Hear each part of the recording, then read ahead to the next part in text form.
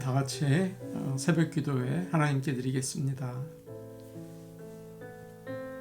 새 계명을 너희에게 주노니 서로 사랑하라. 내가 너희를 사랑한 것 같이 너희도 서로 사랑하라. 너희가 서로 사랑하면 이로써 모든 사람이 너희가 내 제자인 줄 알리라. 아멘. 찬송가 352장 부르겠습니다. 352장입니다.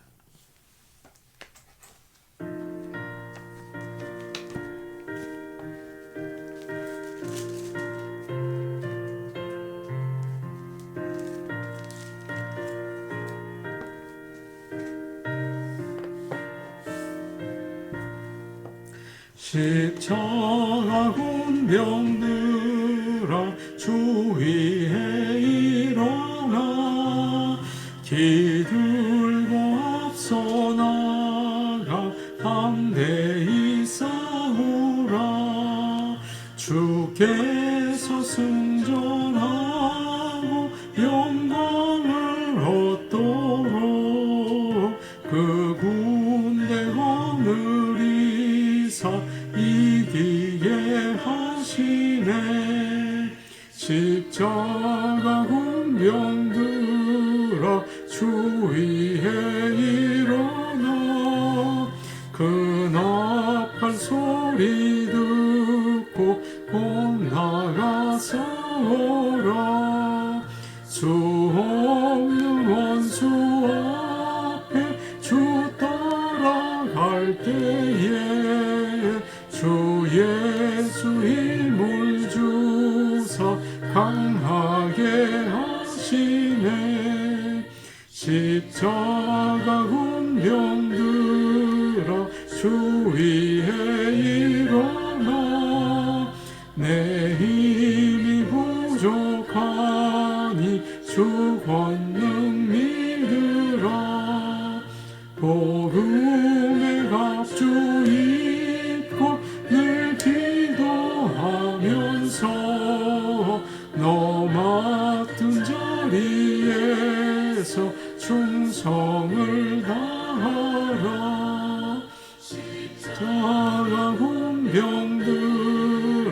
주위에 일어나 이날에 접전하고 복해가 부르라.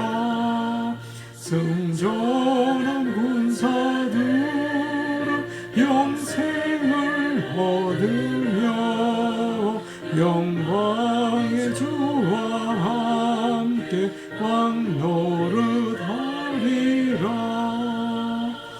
아멘.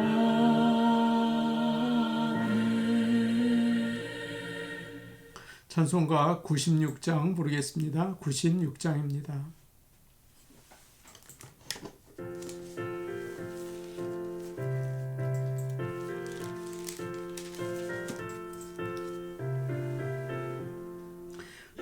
예수님은 누구신가 우는 자의 위로와 없는 자의 풍성이며 천한 자의 높음과 잡힌 자의 노임되고 우리 기쁨 되시네.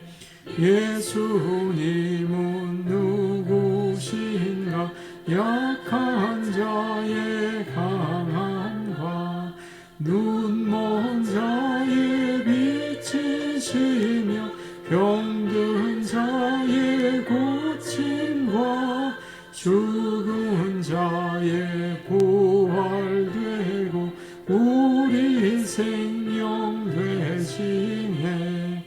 예수님은 누구신가 주한 자의 정함과 죽을 자의 생명이며 죄인들의 중보와 멸망자의 구원되고 우리 평화 되시네.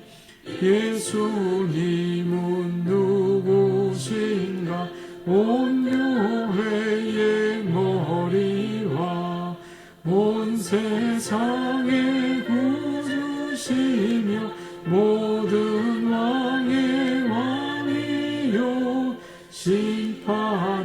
오실 주님 되고 우리 영광 되시네. 하나님 말씀 같이 보시겠습니다. 오늘 우리에게 주시는 하나님의 말씀은 요한일서 2장 7절에서 11절 말씀입니다. 요한일서 2장 7절에서 11절 말씀입니다.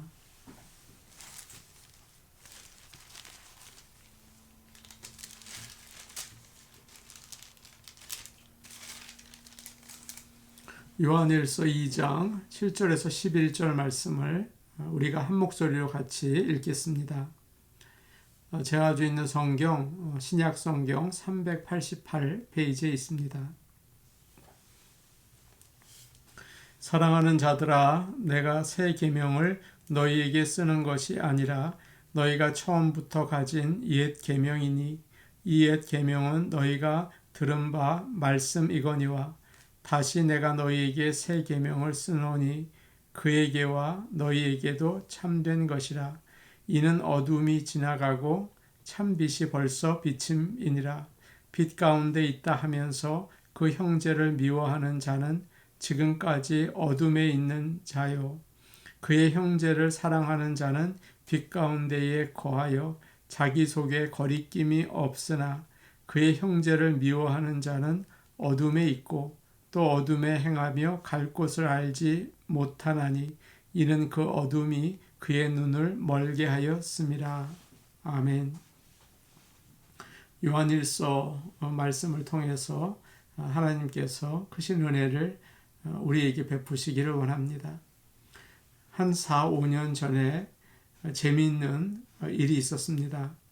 인공 바둑 기사 알파고라는 로봇과 최고수 바둑 기사인 이세돌 구단이 5번 바둑 대국을 한 적이 있습니다. 아마 여러분도 아실 거라고 생각이 됩니다. 이 대국에서 알파고가 4승 1패로 이겼습니다. 알파고는 뛰어난 실력을 인정받아서 명예 프로 구단 증서까지 받게 되었습니다. 물론 이세돌 구단도 사람의 자존심을 지켜주었다고 사람들로부터 칭찬을 받게 되었습니다. 그러나 이 대국 후에 사람들은 큰 충격을 받게 됩니다. 기계가 다스리는 세상이 다가온다는 두려움이 생긴 것입니다.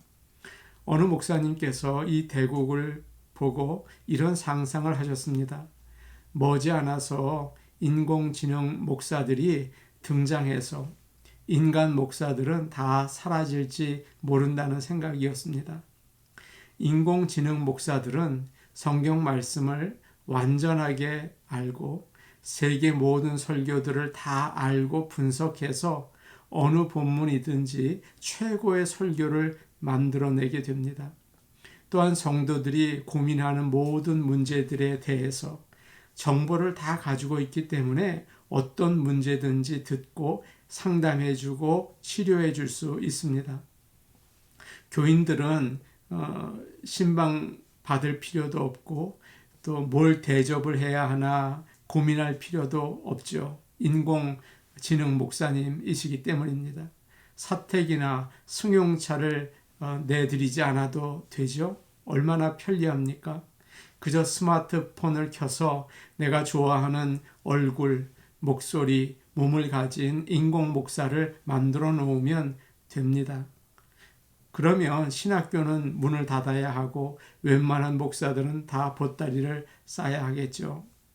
그렇다고 장로님들은 안심해도 됩니까? 그렇지 않아요. 장로도 인공지능 장로로 바꿀 수가 있습니다.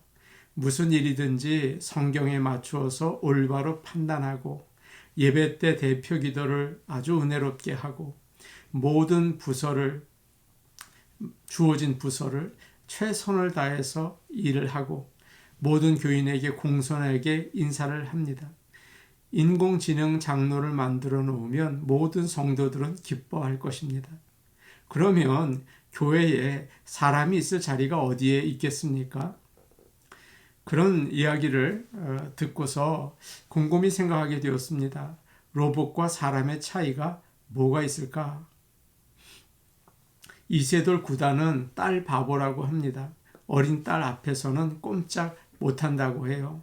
사랑하는 딸을 기쁘게 해주려고 모든 걸 다 한다는 거죠. 그 이야기를 들으면서 그래, 사람이 할 수 있는 게 있구나. 바로 사랑이다. 물론 로봇에게도 사랑하라고 세팅을 해놓을 수가 있겠죠. 그러나 그것은 참다운 사랑이 될 수 없을 것입니다. 스스로 사랑하지 못하잖아요.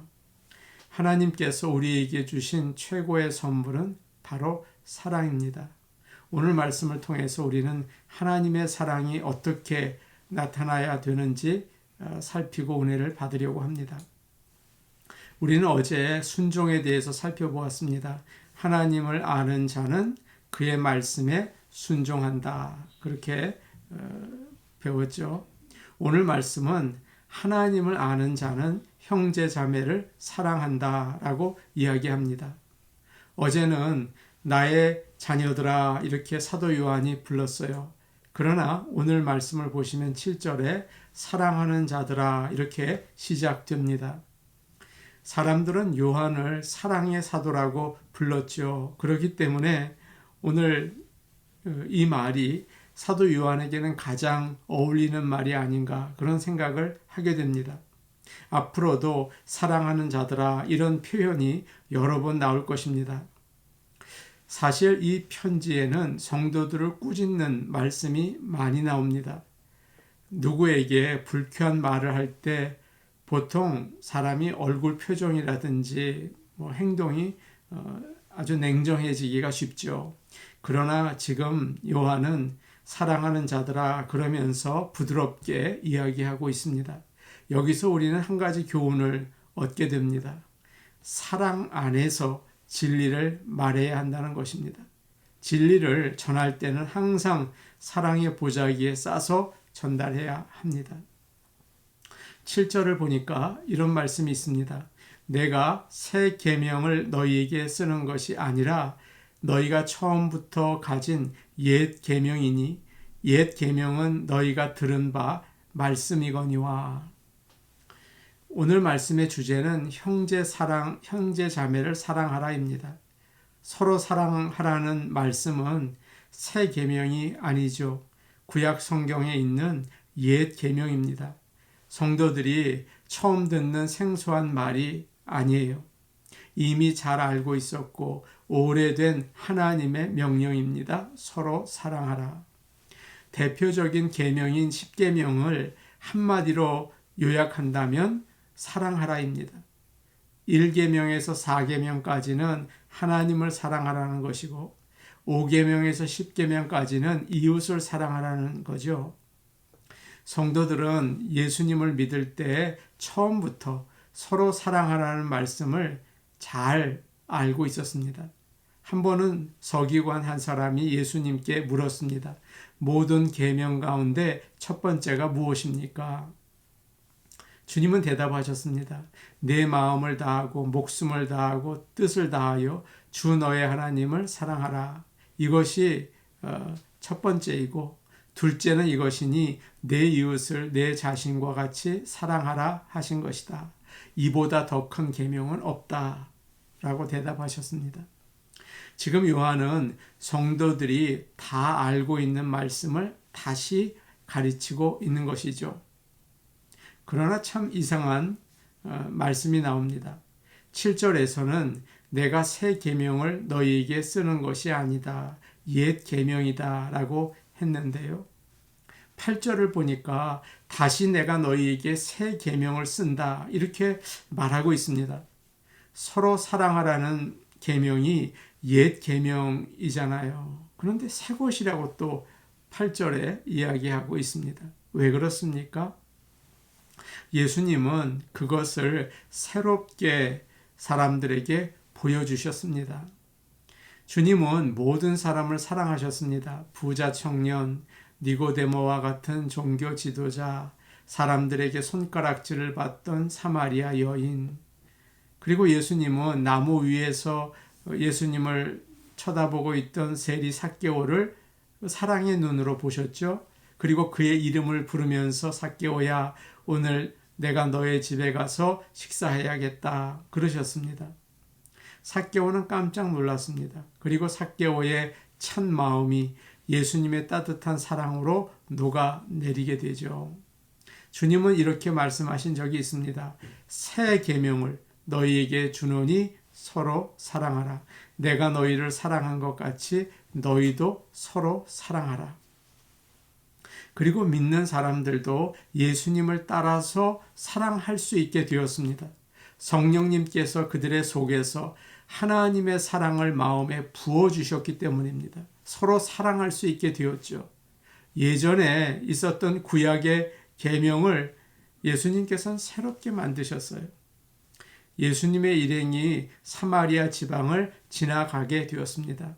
사람들을 보내서 예수님이 쉬실 곳을 먼저 알아보았습니다. 그런데 사마리아의 마을 사람들이 환영하지 않는 것입니다. 자기들을 싫어하는 유대인들을 받아들이고 싶지 않았던 거죠.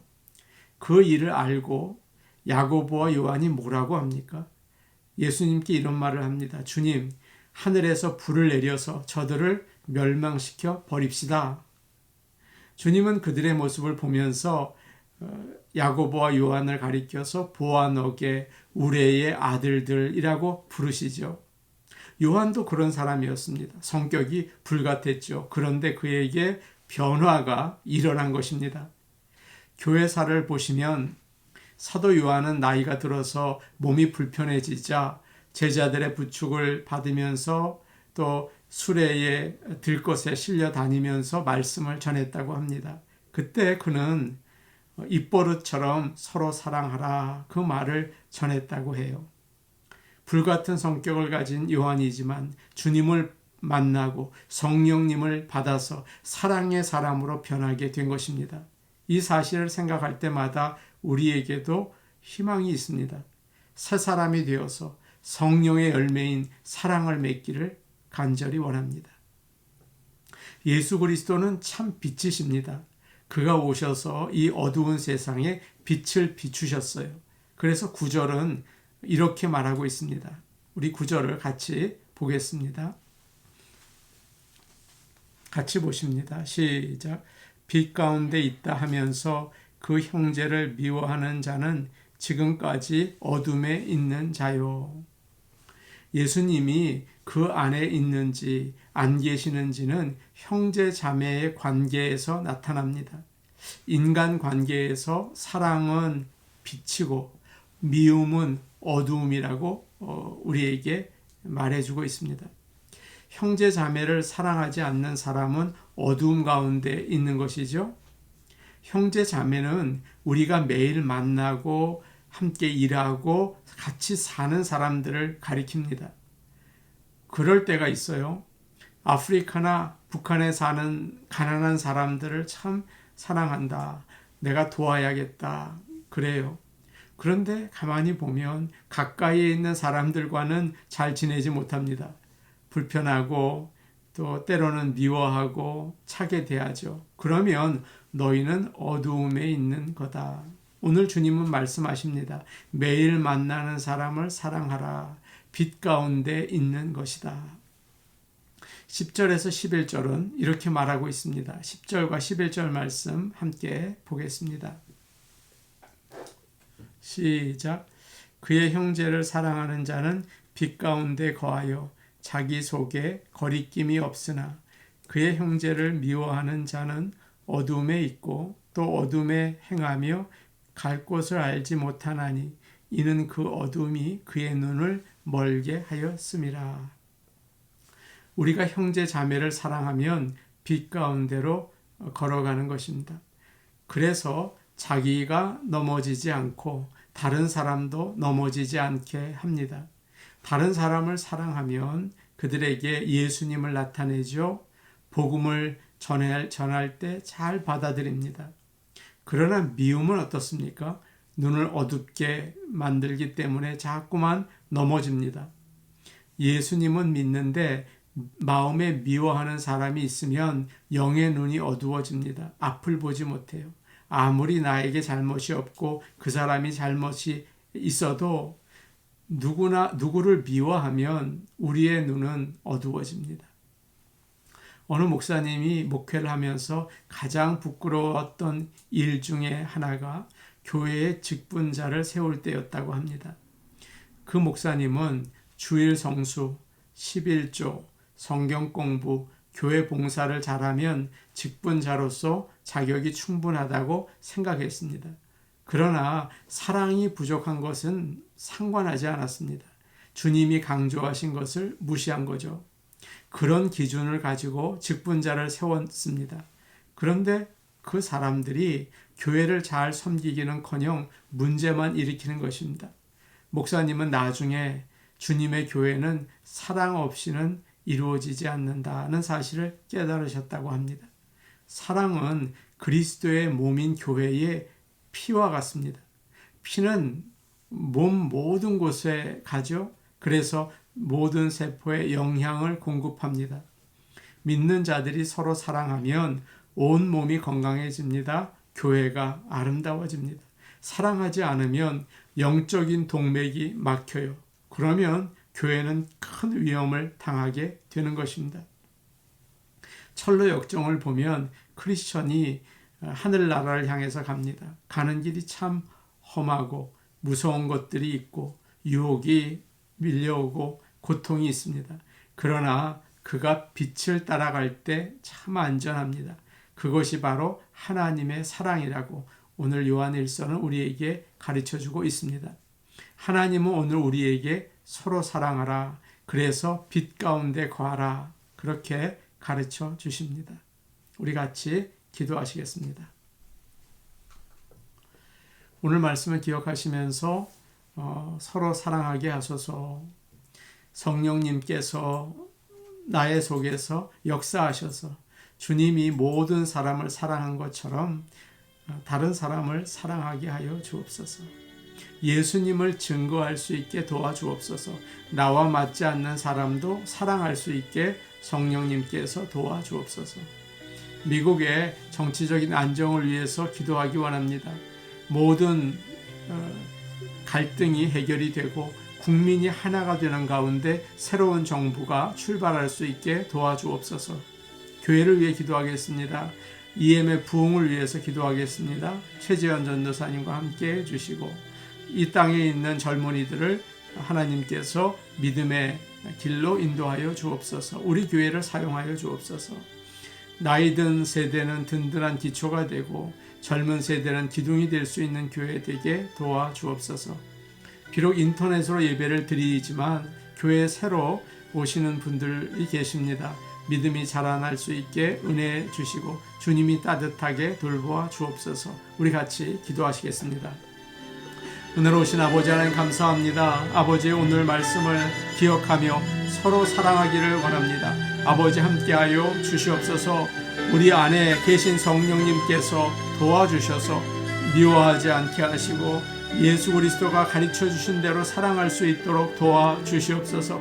영의 눈을 열어주시고 하나가 될 수 있는 아름다운 교회가 되게 도와주시옵소서. 사랑이 있어서 빛나는 교회, 이 세상에 주님의 빛을 드러내게 도와주시옵소서.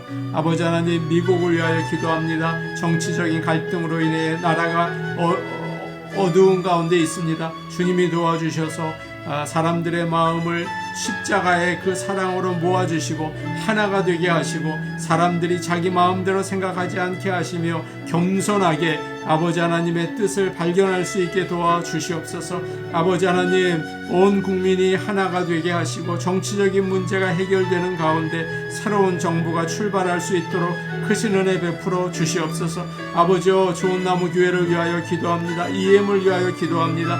주여, 젊은 세대들을 주님께 나올 수 있도록 인도하시고 아버지 믿음의 길이 열려있는 시온에 데려가 있는 교회가 되게 도와주옵소서. 최재현 전도사님과 그의 가정을 주님 지켜주셔서 주님의 참된 목자로 세워주시고 아버지 하나님의 말씀을 증거할 때 역사하여 주시옵소서. 아버지 하나님, 저희 교회에 나이 드신 분들은 든든한 기초가 되며 젊은이들은 기둥이 될 수 있도록 도와주시옵소서. 아버지 하나님, 저희 교회가 인터넷으로 예배를 드리지만 새로운 주님 성도들을 보내어 주시고 저들이 믿음 가운데 자라게 하시며 주님이 따뜻하게 돌보아 주옵소서. 예수님의 이름으로 기도하옵나이다. 아멘.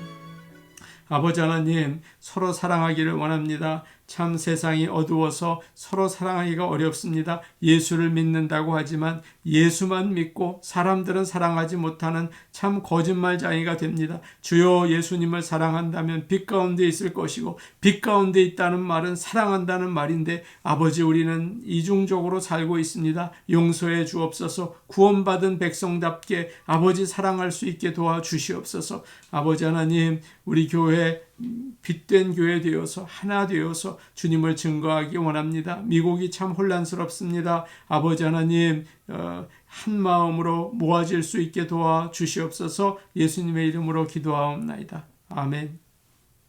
가까이에 있는 사람들을 사랑하기가 쉬운 일이 아닙니다. 하나님께서 성령을 통해서 사랑의 마음 주시기를 원합니다. 개인 기도 하시겠습니다.